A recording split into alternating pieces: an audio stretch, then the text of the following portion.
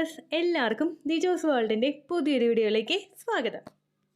ഇന്നത്തെ വീഡിയോയിൽ ഞാൻ സംസാരിക്കുന്നത് നമ്മളിൽ ഇംപ്ലാന്റേഷൻ സക്സസ്ഫുൾ ആകുമ്പോൾ കാണുന്ന ഏറ്റവും പ്രധാനപ്പെട്ട 4 ലക്ഷണങ്ങളെ പറ്റിയിട്ടാണ്.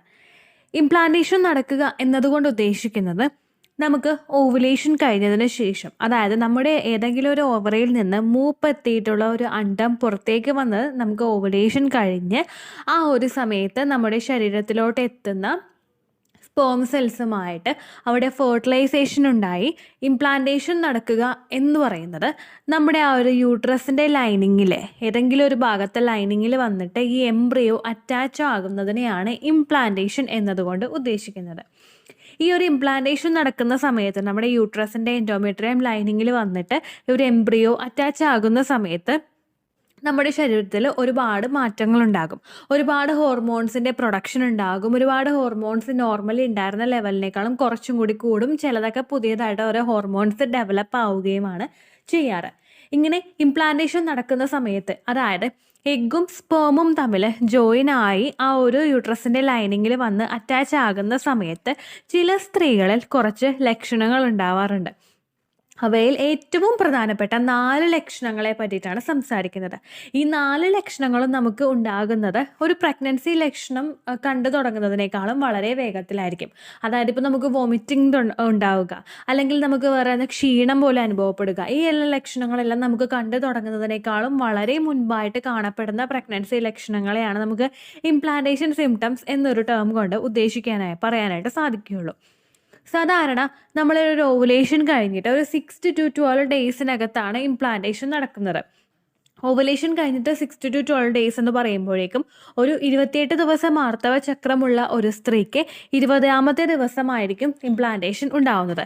ആ ഒരു 20ാമത്തെ ദിവസം മുതലായിരിക്കും ഇംപ്ലാന്റേഷൻ നടന്ന് തുടങ്ങുന്നത്. അതുപോലെ ഒരു 30 ദിവസം ആർത്തവ ചക്രമുള്ള ഒരു സ്ത്രീക്ക് 22ാമത്തെ ദിവസമായിരിക്കും ഇംപ്ലാന്റേഷൻ ഡേ സ്റ്റാർട്ട് ചെയ്യുന്നത്. അതുപോലെ 32 ദിവസമാണ് ഇപ്പോൾ ഒരു പീരിയഡ് സൈക്കിളിൻ്റെ ലെങ്ത് എങ്കിൽ 24ാമത്തെ ദിവസം മുതലായിരിക്കും നമുക്കവിടെ ഇംപ്ലാന്റേഷൻ ഉണ്ടാവുന്നത്.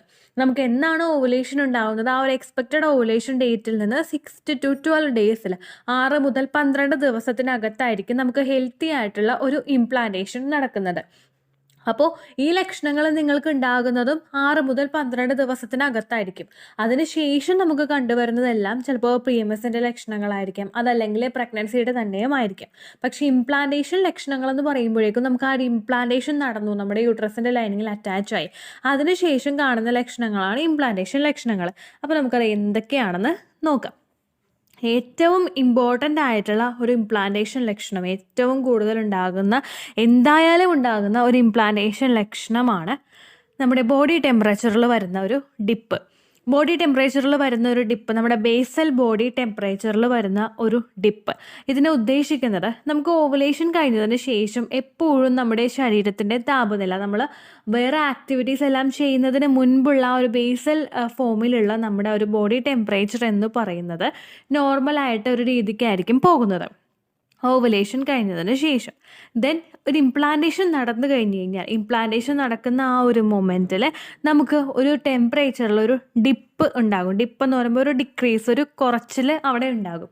ഈ ഒരു ലക്ഷണം ഉണ്ടാകുന്നത് നമുക്ക് ഇംപ്ലാന്റേഷൻ നടക്കുന്ന ആ ഒരു സമയത്താണ്. ദെൻ അതിന് ശേഷം ആ ഒരു ഇംപ്ലാന്റേഷൻ ഡിപ്പ് കഴിഞ്ഞിട്ട് അതുപോലെ തന്നെ പിന്നെ ആ ഗ്രാഫ് ഉയർന്ന് നോർമലി പോകുന്ന രീതിക്ക് തന്നെ പോയിക്കൊണ്ടിരിക്കും.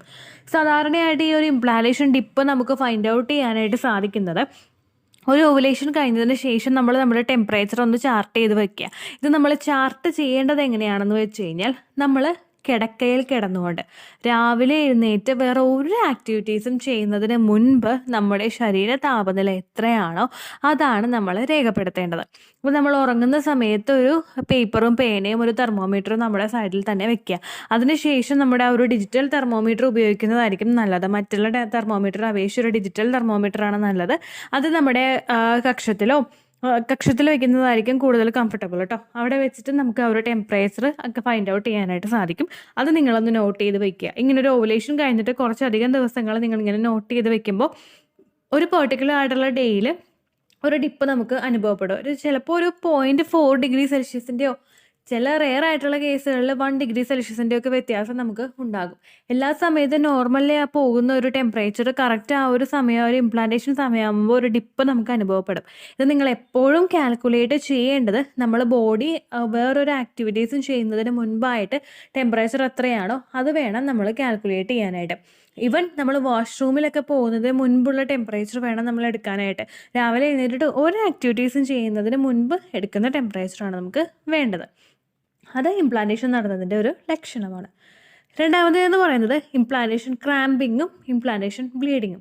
ഈ ഇംപ്ലാന്റേഷൻ ക്രാംപ്സ് എന്ന് പറയുന്നത് നമ്മുടെ യൂട്രസിൻ്റെ ലൈനിങ്ങിൽ വന്ന് ആ ഒരു എംബ്രിയോ അറ്റാച്ച് ആകുന്ന സമയത്ത് നമുക്ക് നമ്മുടെ പൊക്കിളിന് കീഴ്പോട്ട്, ചിലപ്പോൾ നാഭിയുടെ ആ കീഴ്പോട്ടുള്ള ഭാഗത്തോ ലെഫ്റ്റ് സൈഡിലോ റൈറ്റ് സൈഡിലോ ആയിട്ട് ഒരു പെയിൻ അനുഭവപ്പെടാം.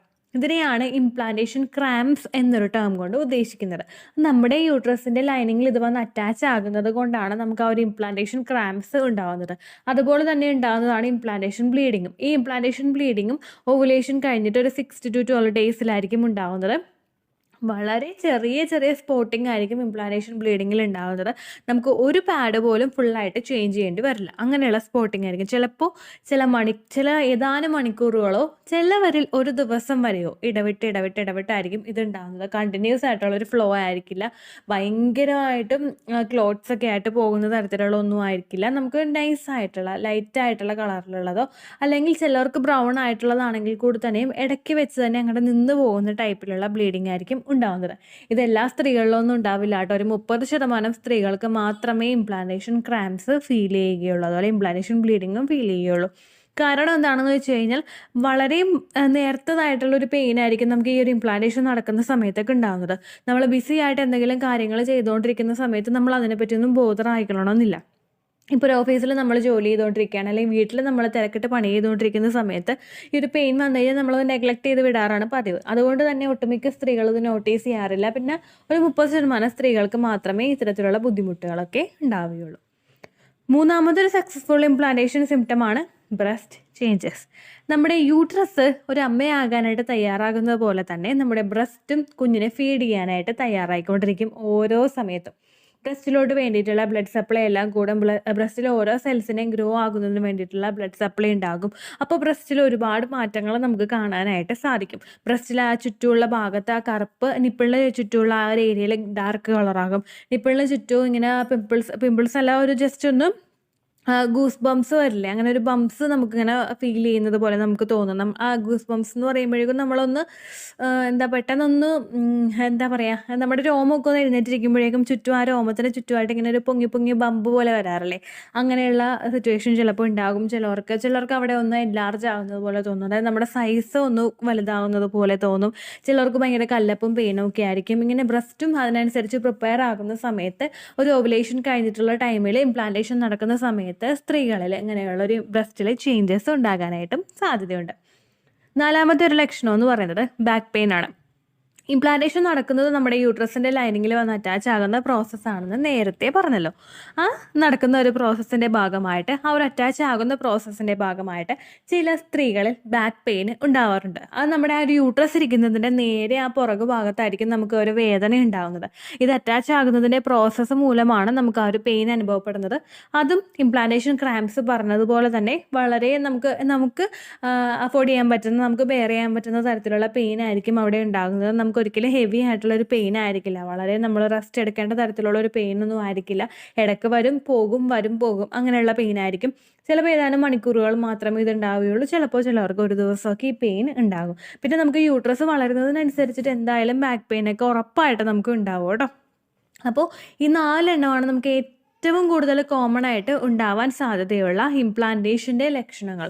ഇതിന് ശേഷം നമുക്ക് ഒരുപാട് ലക്ഷണങ്ങൾ ഉണ്ടാക്കും. അത് നമ്മുടെ ശരീരത്തിലെ HCG ഹോർമോണൊന്ന് നല്ലപോലെ കൂടിയിട്ട് നമുക്ക് പ്രൊജസ്ട്രോൺ ഹോർമോണിൻ്റെ ലെവലൊക്കെ അതിനനുസരിച്ച് ഉയർന്നിട്ട് കാണുന്നതായിരിക്കും ബാക്കിയുള്ള പ്രഗ്നൻസി ലക്ഷണങ്ങളൊക്കെ. അതായത് നമുക്ക് മൂഡ് സ്വിങ്സ് ഉണ്ടാകാം, നമുക്ക് വോമിറ്റ് ചെയ്യാനായിട്ട് തോന്നാം, നമ്മൾ വോമിറ്റ് ചെയ്യാം, നമ്മൾ തല കറങ്ങി വീഴാം, നമ്മുടെ നെയിലിൽ ചേഞ്ചസ് ഉണ്ടാകും, നമ്മുടെ ഹെയറിൽ ചേഞ്ചസ് ഉണ്ടാകും, നമ്മുടെ കാലിന് വേദന ഉണ്ടാകും. ഇങ്ങനെ ഒരുപാട് പ്രഗ്നൻസി ലക്ഷണങ്ങൾ നമുക്ക് എല്ലാവർക്കും ഉണ്ടാകും. പക്ഷേ ഇംപ്ലാന്റേഷൻ പ്രഗ്നൻസി ലക്ഷണങ്ങളെന്ന് പറയുമ്പോഴേക്കും നമുക്ക് ആ ഒരു തുടക്കത്തിൽ തന്നെ സ്റ്റാർട്ടിങ് സ്റ്റേജിൽ തന്നെ ഉണ്ടാകുന്ന പ്രഗ്നൻസി ലക്ഷണങ്ങളാണ് ഇംപ്ലാന്റേഷൻ പ്രഗ്നൻസി ലക്ഷണങ്ങൾ. അപ്പോൾ നിങ്ങൾക്ക് ഈ വീഡിയോ യൂസ്ഫുൾ ആയി കാണുമെന്ന് വിശ്വസിക്കുന്നു. യൂസ്ഫുൾ ആയിട്ടുണ്ടെങ്കിൽ ലൈക്ക് ചെയ്യുക, ഫ്രണ്ട്സിനൊക്കെ ഷെയർ ചെയ്ത് കൊടുക്കുക കേട്ടോ. ചാനൽ ഇഷ്ടമായിട്ടുണ്ടെങ്കിൽ മാത്രം സബ്സ്ക്രൈബ് ചെയ്ത് സപ്പോർട്ട് ചെയ്യുക. അപ്പോൾ അടുത്തൊരു യൂസ്ഫുൾ വീഡിയോ ആയിട്ട് നമുക്ക് വീണ്ടും കാണാം. ബൈ.